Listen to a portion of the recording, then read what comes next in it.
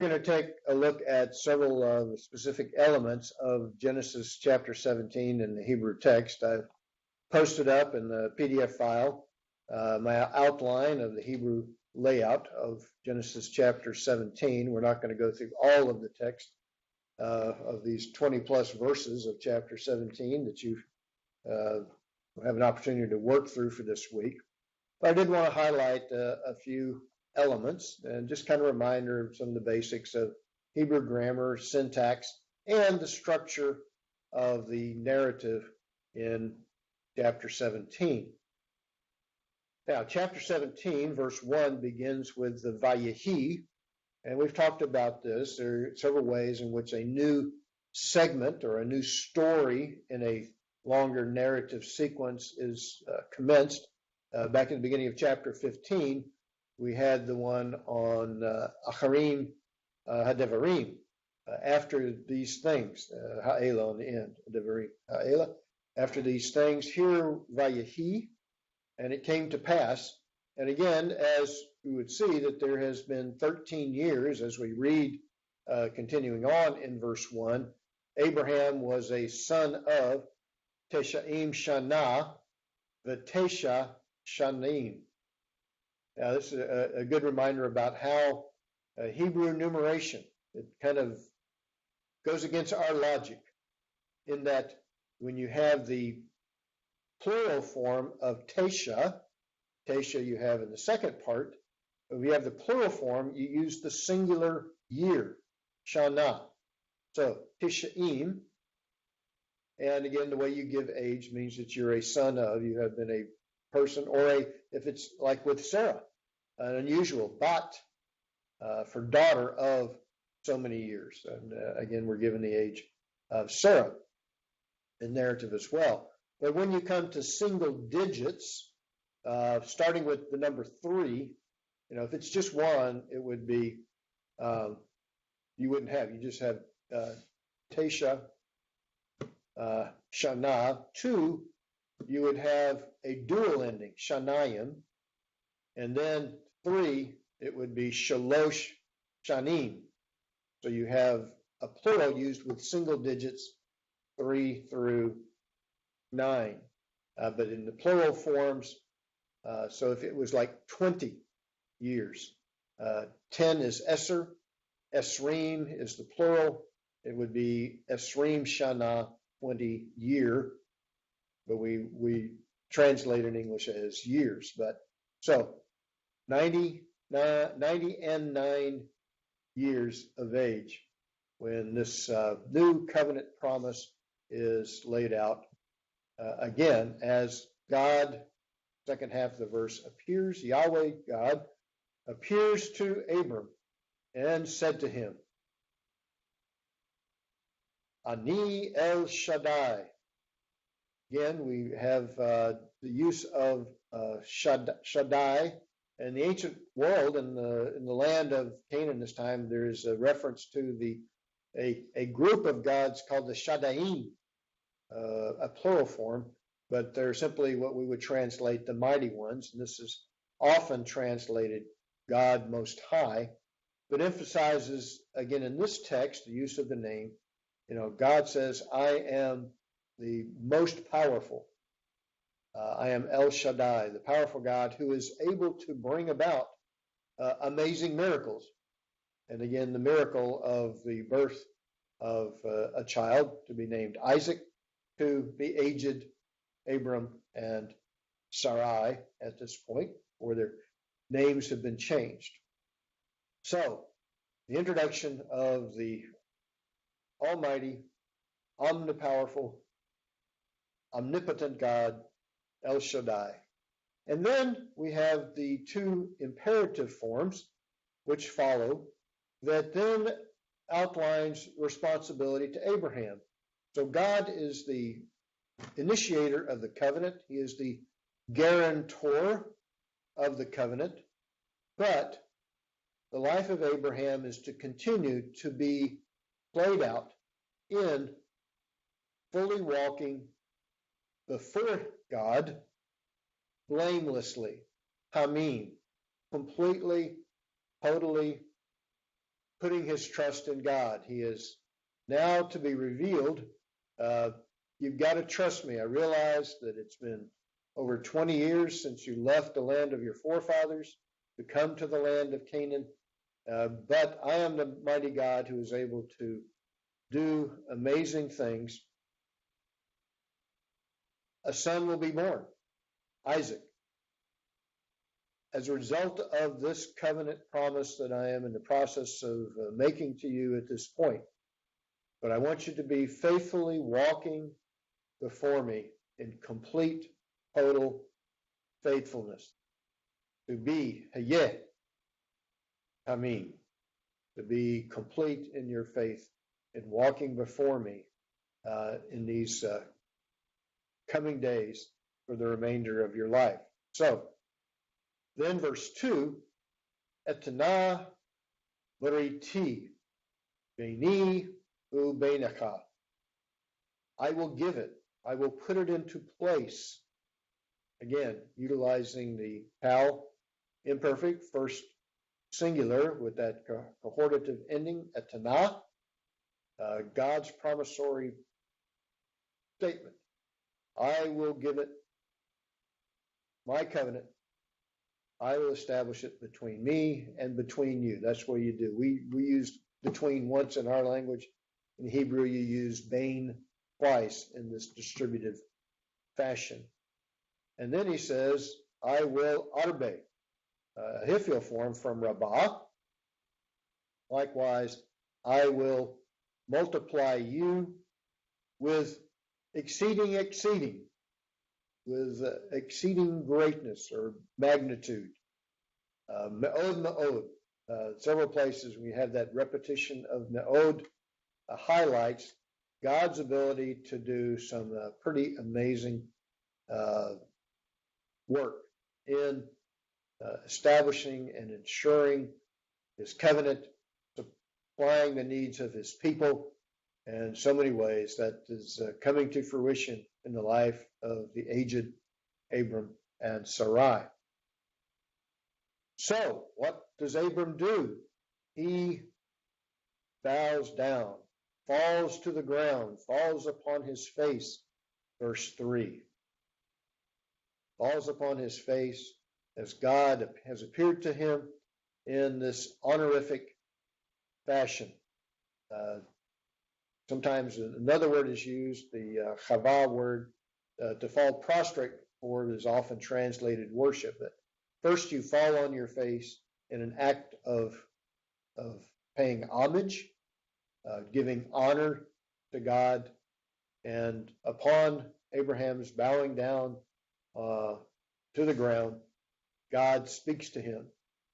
This time we have Vayadaber used. Now, in some of the notes that I have on this passage, and it's interesting that you have in sequencing in Hebrew the use of two words for this kind of revelatory language, Vayadaber, the PL form of God speaking, and then sometimes it will use the Amar form, the Vayomer.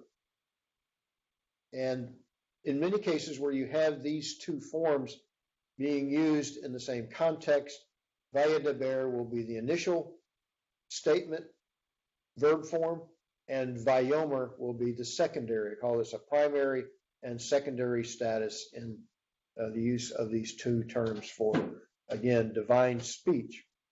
Here, God, Elohim, speaks. Very interesting that we will have Yahweh used in other contexts of this passage here because he has been referred to as El Shaddai. I am El Shaddai, and now Elohim, the plural of majesty, we call it, the honorific plural of the word El, and God speaks to Abraham.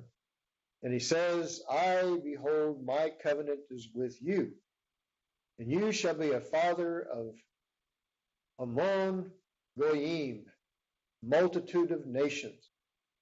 Hine Bariti, Itacha, the Hayata, the Av, Hamon Goyim.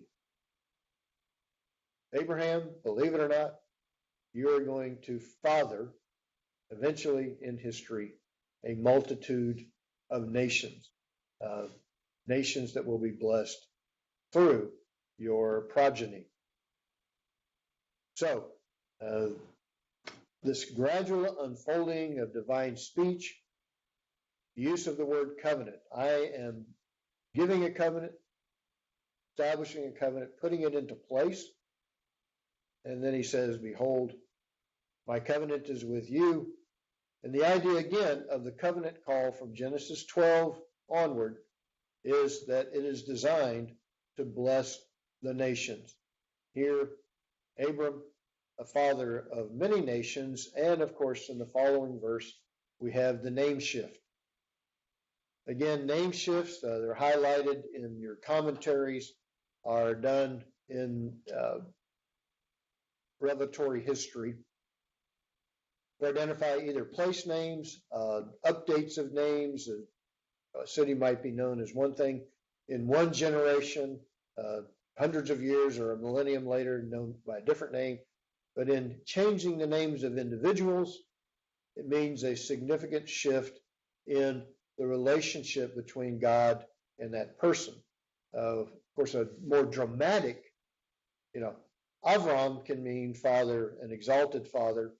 Here, father of another, not sure sometimes how to exactly take the difference between Avraham and Avram. Both can refer to multitude or elevation, honorable. But here, the emphasis is upon the many nations that will be blessed through Abraham. He says, your name will be changed. The most dramatic change, of course, is Jacob, Israel. The deceiver becomes one who is, you might say, forced by God's intervention into his life in a variety of ways to move from deceiver to faithful follower of the God who has called him. So now the name change for Abram to Abraham, and again the reiteration of the same phraseology of Hamon Goyim, and then the conclusion of this verse 5, Natatika, I will make you. So it's a emphatic key for indeed, Father of many nations, I will make you. So establishment of the covenant and the setting into place the fatherhood of Abram for the many nations. Then he says, I will multiply you exceedingly. I will, again, reiterates this natatika will be repeated several times in this passage, or simply natati, like in verse 8. But God is establishing this covenant, and through Abraham would come many nations and also many kings. It says at the end of verse 6, from nations, kings from you will be brought forth. God will multiply the descendants of Abram multitudinous. Again, back in chapter 15, is like the stars of the heavens or the grains of dust upon the earth. God will bring about this blessing upon Abram and his descendants. But he has a special place in this covenant relationship. So then in verse 7, we have another term, Hakimoti, again, another Hiphil. I will establish. It's like erecting a building. Hakimoti is often used in construction in modern Israel, to the Hiphil form of this form to construct. But in this case, I am going to establish my covenant between me and between you and between your seed. Highlighted in blue, aspects of this covenant promise having to do with seeds. Blessing upon Abraham, now the blessing will accrue to the seed of Abraham. And so in this verse, the multiple use of Zerah in its various forms Zarakah, Zarakah, Ula Zarakah, to your seed. And what is the resultant in the third line, as I have laid out this text? To be for you for God, or as God, and to your seed after you. This will be an important phraseology when we get over into the book of Exodus and other places in the Pentateuch. You shall be for me a people, and I will be for you God. And again, another way of phrasing this special covenant relationship between God and his people. Covenant, again, defining this unique divine human relationship. Covenants were used in human relationships, in treaty making and various types of agreements in the ancient world.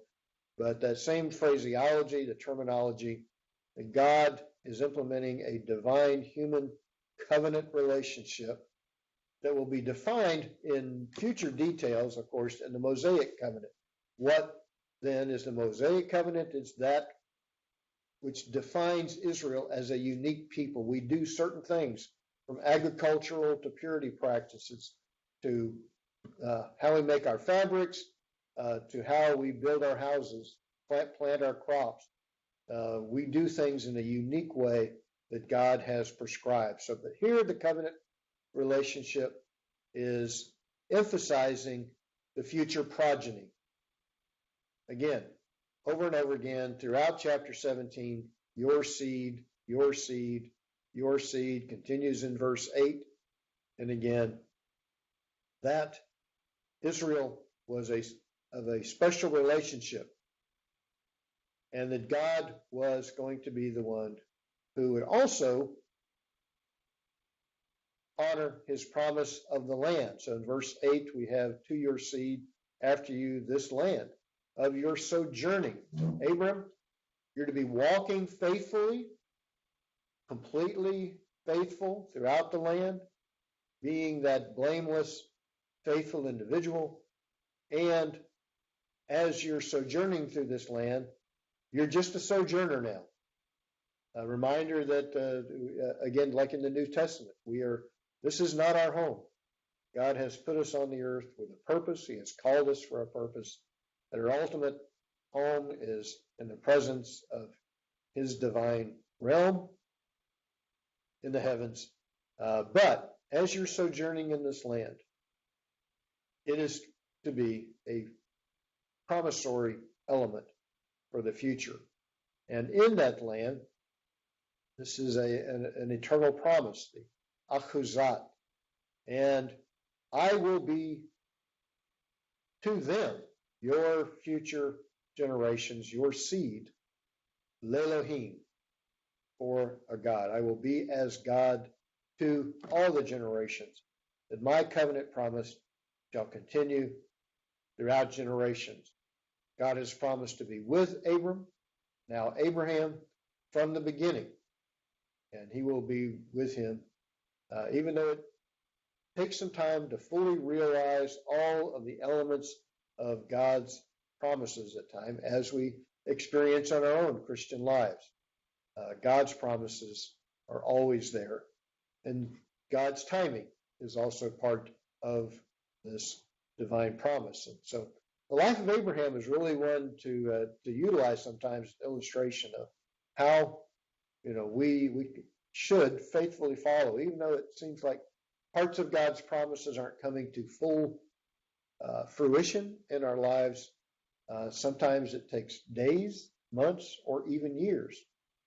And sometimes, like in the life of Abraham, various revelations of God took place after a decade or more of walking in this new faith that God has called for Abraham, his family, his household, and ultimately his descendants.